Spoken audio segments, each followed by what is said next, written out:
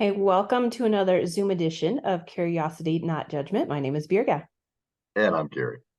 And coming to you from a couple different states again, but glad to continue the conversation in this series of podcasts where we get to really ask some great questions and hopefully spur all of you listening and watching to ask questions in your own life and to maintain a posture of curiosity as we go.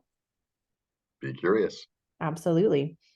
Well, so I had some things happen to me earlier today that really got me thinking about discerning fact from fiction.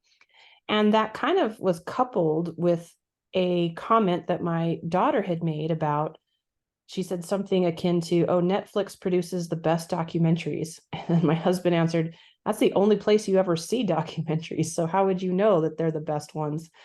But just got me thinking, right, about the platforms that host documentaries, the production companies that make documentaries, the directors that go forward, the people that, I'm going to say script documentaries in the sense of they obviously have, a skeletal framework of what they want to tell during the filming of a documentary. But there are definitely agendas that happen, personal agendas, company agendas, trying to get the public to shift a mindset. And so, despite the fact that something is labeled a documentary, there is some discernment that is needed from the viewer to really distinguish between fact and fiction, and not just in the documentary world, but I think just in general, as we're absorbing all kinds of media, we really need to be able to make that distinction, fact, fiction, or somewhere in between. And so I'm curious to hear what's top of mind for you on that topic. Sure. It's funny. I'm thinking about a couple of things in my life. One of them is the fact that I'm 64 years old, and I'm getting inundated with Medicare commercials. I can't tell you how many guide to Medicare I'm getting in my mailbox, Mm-hmm. and I have to tell you, I'm not. My first blush is that none of them are my actual guide to Medicare. It is usually some Medicare Advantage plan or something that is telling me I should do this versus that is very self-serving. I am sure that there exists out there a Medicare document that is totally factual.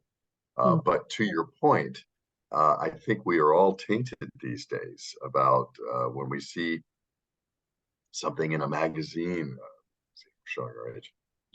When we see something in on a web page or something, and is this a news story Mm-hmm. or is this has an agenda? Is this a marketing piece?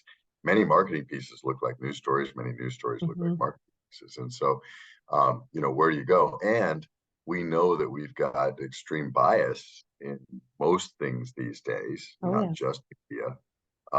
And it's kind of like the books. Remember, you used to have a nonfiction section and a fiction section. Mm-hmm. You know, which is which, and how do you determine what book goes in? Then now there's these stories based on loosely on historical facts. It's like, okay, well, what is that? And so I think it's a great question. I think it's difficult these days to know exactly what is fact and fiction. And even the people who are supposed to tell us what is fact and fiction have now shown, in some cases, not always, and I'm sure their intent is good, to be biased. Oh. Right. So the fact checkers are Mm-hmm. now being fact checked. Yep. Well, I mean, even that whole concept of fact checking, if it's part of an organization that's paying people to go out there and find the facts, that money to pay their staff has to come from somewhere. Who's paying it? And is there an agenda or a bias that's attached to that money? And so I think, I hate to say this statement, but I think we all know that we can follow the money trail and ultimately really come up with some information about, is there a strong bias in this case or not, just simply following the dollars. Now, there's some things though that I think if you let's go back to documentaries. I love Bob's comment to your daughter. It's like, well, how do you know? You only watch them. But I watched a documentary many years ago. It just came up in a conversation last night at dinner, called "Fat, Sick, and Nearly Dead," and it Mhm. is about this guy. I think he's from Australia or New Zealand, who comes up with this concept of he was on 15 medications, pre-diabetic or diabetic, and anyway, he ends up going on this juicing diet and gets rid of all of his medications. And please don't do that without a doctor's permission, by the way. Anyway, and so he travels across the U.S. And introduces juicing to people. And there's in the documentary, there's this one, boy, I dare you to watch this and not cry at the end. There's a truck driver that he meets that is like 475 pounds and just is just eating himself to oblivion. And he gets them on this juice diet, and at the end, he's tossing a football with his kid, and it's just phenomenal. Well, I have to tell you that when that documentary ended, we were watching it, in our house. You can have the TV on with just one person, right? You have to go grab a family member. Well, this one we were watching, it was my wife and my daughter at the time. And we literally just looked at each other and said, what are we going to do? And we got up off the couch, went to Walmart and bought a Jack LaLanne centrifugal juicer. Mm-hmm. And we started juicing. And to this day, I juice. So documentaries can be very useful in your life. And now I will tell you, like my Norwegian friends who say, when they're complaining about the youth and American products, they say, we sometimes swallow without tasting. In other words, don't just take something in without doing some curiosity and some evaluation. But for us, the juicing really did have positive health benefits that we could actually see. Mm. And so we continued on. And then without that documentary, who knows how long it would have taken us on our individual journeys to find these things out and to do them. So I'm a big fan of some documentaries. And if somebody is going to concentrate their whole brain on a certain subject and then tell me the result, I love that. If I can trust the person Right. to not have an ulterior motive and agenda. But those folks are really useful if they are quote unquote honest brokers, Mm-hmm. as much as possible. Then I love that, because I don't have the time to go research every single thing that I do, think, say, or buy. And it's wonderful when you have people who do that for you, as long Yeah. as they're a trusted advisor. Well, so to your point of not having the time to look up the facts behind all of these, documentaries or other media points, that's a tough one, because I think you are, a very good sampling of much of America. How many of us have time to track down the facts behind something that we watch or something that we, are presented? Are you going to go, knock down the door of 6 different Medicaid companies to figure out which points are self-serving and which points are just actual facts about the program? The answer is no. And so are there some simpler ways, or I guess maybe some baby step ways, that we can begin to discern fact from fiction? And I don't know, does it start with reading small print? Is there paid for by at the bottom of your brochure, or is there, in the credits, if it's, if the juicing documentary is paid for by Jack LaLanne and Company, I think you have now just unraveled the mystery about that one. That's true. Well, no, but even if you find the fine print, I am absolutely positive there are organizations that may have a bias or tend to want you to do something, that literally try their best to do something that is a good, something to do. Years ago, when I owned a medical home care company, we we put out a little booklet called Passport.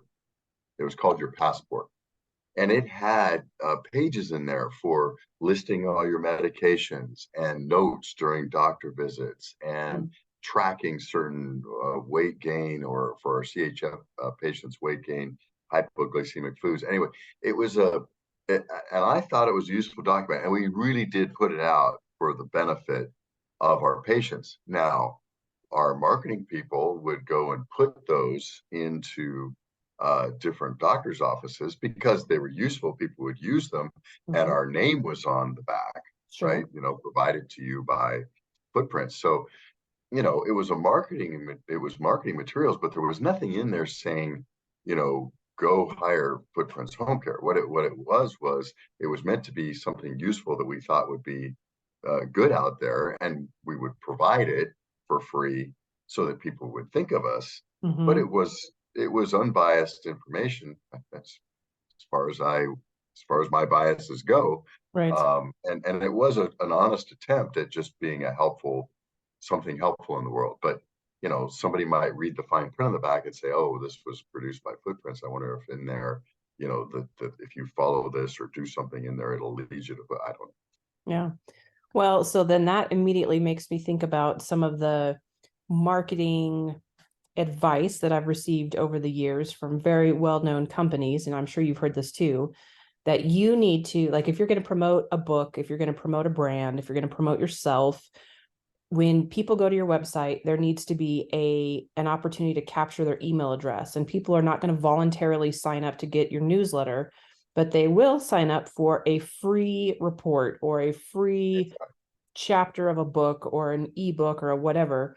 And so, the prevailing thought is you, as your business owner, are the subject matter expert on whatever you do. And so if you, do your pop-up window on your website, it says sign up for my free book on, 10 curious questions to ask before you invest, whatever, I'm making stuff up. But, I think we are now so accustomed to that marketing driven material that I can only speak for myself. I already have a high degree of skepticism when I read any of that kind of literature anymore.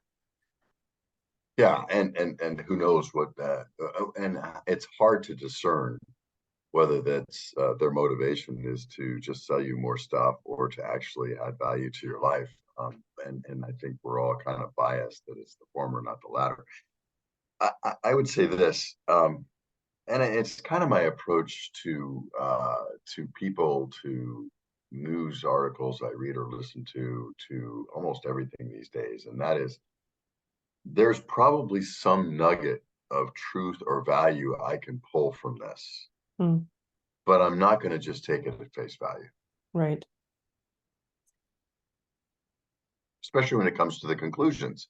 Yeah. Sometimes we can take real data, but then twist the inferences around the data and the analysis of the data to lead to a different conclusion that I would naturally get to on my own. But the data is sometimes still good.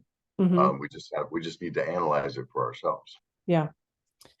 Someone was sharing with me recently about like a history or a civics teacher who had the students read in their textbook, like the whatever the district assigned textbook was for that particular class, had them read the passage for the day or for the week, but they needed to underline or circle anything that was a biased statement and was not factual. So if it was about an explorer or if it was about the settlement of a state,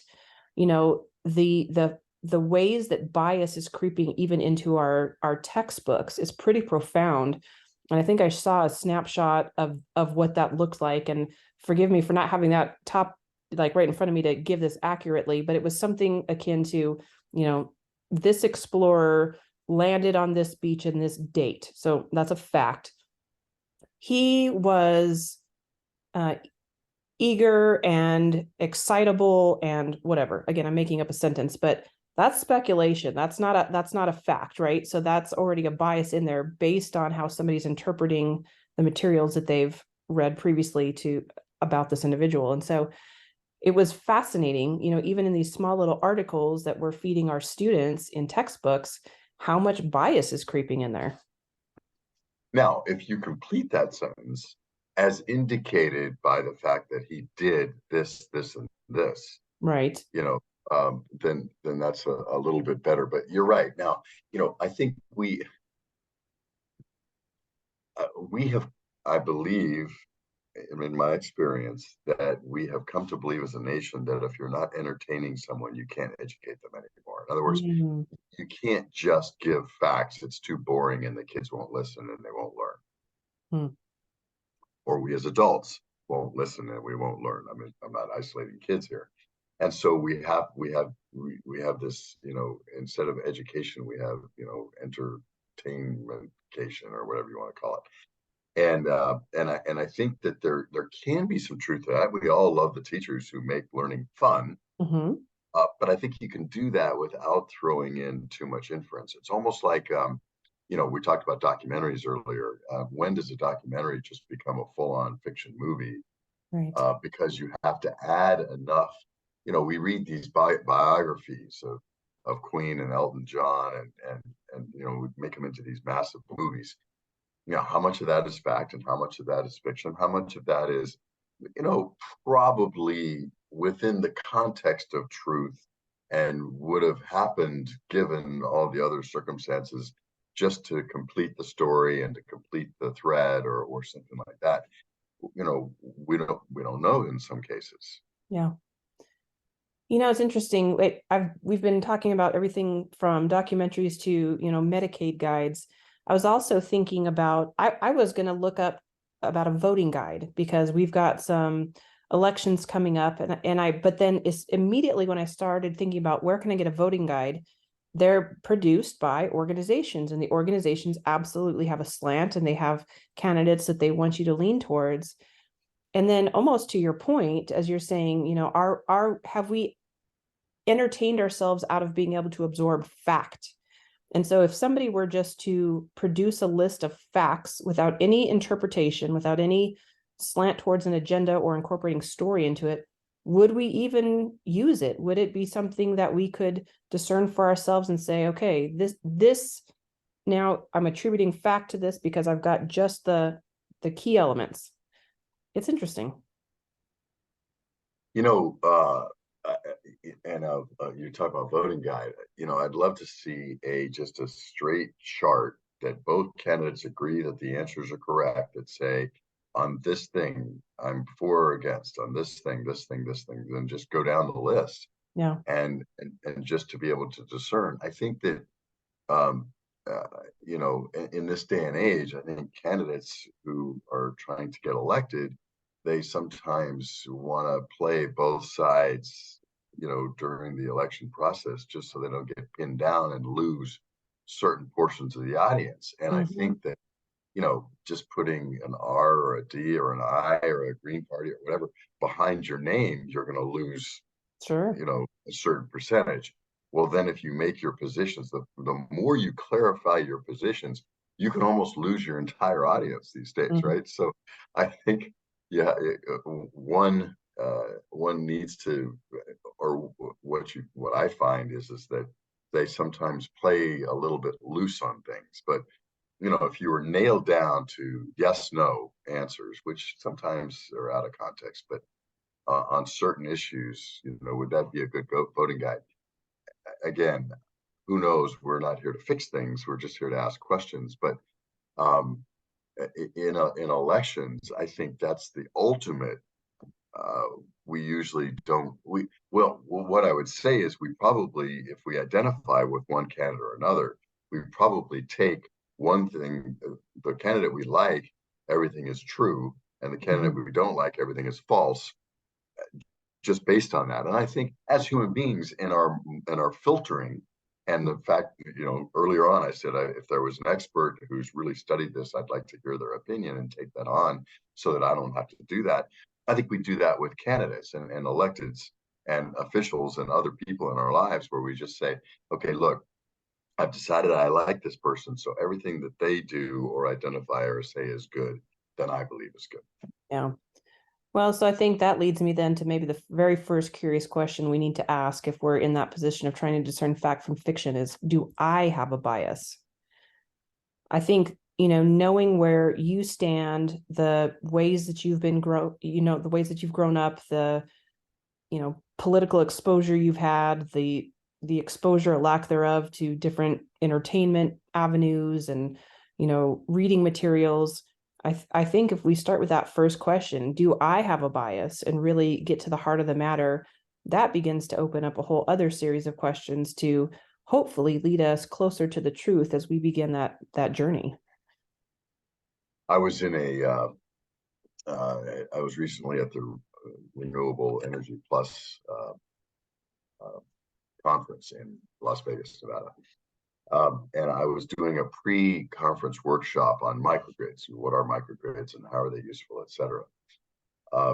And I hope I'm attributing this right, but I think it was the lady who was from the Bezos Earth Fund, who said, you know, we are communists with respect to our immediate family. We're socialists with respect to our extended family. We're Democrats with respect to our city politics, Republicans with respect to our state politics, and we are libertarians with respect to our federal stances. And I thought, that's really, really interesting. Now, obviously, that's not true in total, Mm-hmm. but it was an interesting way of thinking of things. We often will say, oh, I think we ought to do this, unless it's my spouse or my kid or my mom, right? Yeah. And I think we sometimes get these differences of opinions as we go through. But it really it made me very curious. I've been thinking about that statement ever since. It's Yeah. like, huh, that's probably true to some extent. It's not perfectly true, but Mm-hmm. that's probably true to some extent. And I've been putting that out there and positing it in different situations just to be able to discuss it with people. Yeah. But I think it kind of it takes the sword out of the hand right away of I am a blah, Yeah. DR, rural city, whatever affiliation you want to have. Right. And it says, maybe maybe I'm on a spectrum, maybe I'm on a continuum instead of just black and white on a certain thing. And I think for me, it helps me get out of my particular, identified corner of the ring and out into the center and mixing it up as opposed to just being kind of a label somewhere. And I just really appreciated the comment. Yeah, that is really interesting to think about. I would need to absorb that a little bit better and process that more to really think about the ramifications. But I think it is asking the question, do I have a bias? As it comes to myself, my own care, my own needs, my family, my community, etc. And so then I think if we can all honestly say, yeah, we probably do have a bias. Is that a result of what we're feeding ourselves in terms of information? Are we getting all of our information from one singular source, or sources that all kind of are in the same camp? And if the answer to that is yes, do we need to broaden our range from where we are absorbing our information so that we can be a little bit more self-discerning between fact and fiction? Yeah, and there's basic questions. I think when you talk about that, I love that question. What is my bias? You can start with things like, what has been my interaction with government? Am I pro-government or am I anti-government or big government or small government, or Mm-hmm. do I like politics at the local level and disdain them at the federal, or vice versa? Mm-hmm. And then to really think about it, and the whole purpose of this is be curious. Why is that? Yeah. What was my experience? How has it been my experience? Do I think that myself and my family and my loved ones and friends are better off in this situation versus that situation, or with more government and regulations that protect us, or less government and things that the government tends to not do well. All right. So where is all that, and what is my bias? Because I Right. think that then can help us discern how our own filters are taking in information. Yeah.